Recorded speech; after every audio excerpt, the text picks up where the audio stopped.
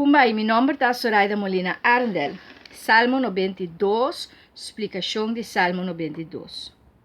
Salmo 92 está usa como cantica riba e serviço de sábado ou serviço de mehinta. Israelita não estava também junto riba sábado.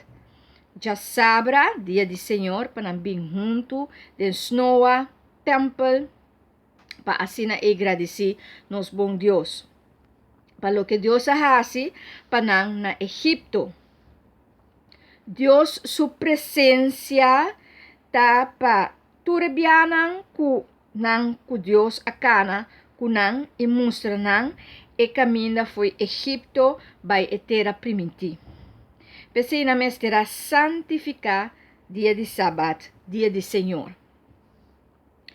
Na não mestera traja e assim nada riba e dia aqui, pero que da corda e história de Exodus foi tirania de Faraó para uma nação livre na cana, passando do deserto. Te awe e judeu não ta corda e recordar essa aqui den snowa. Corsou tem snowa e ta snowa de mais biel de westerse halfrond e te queda de hanchi snowa na punda, pois corsou tem tesouro e nós tem que cuidar. Adventista não também ainda ta honra é dia de Senhor, riba já sabra é dia de sábado.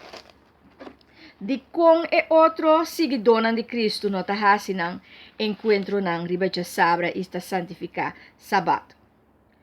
Tur outro den cristianismo está católico, protestante, evangelista, baptista, metodista, anglicano, pentecostal, ta santificar dia de Senhor riba já domingo. Então de com essa aqui. Na primeiro lugar nós precisamos Kiko do cristianismo. Cristianismo tá tura seguidora de Cristo.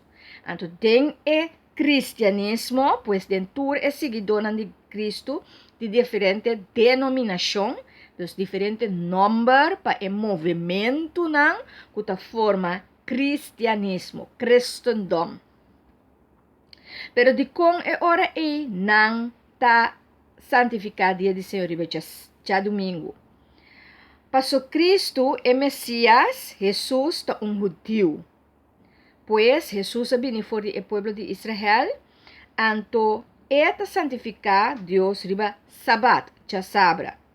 Pero ora ela ressuscita, pois o dia que ela ressuscita riba já domingo. Então, abai depois ascender na cielo. Turso amigo nang, apóstolo nang e seguidor nang, ta reunir pues riba já domingo para por recordar e corda a ressurreição de na maestro Jesus.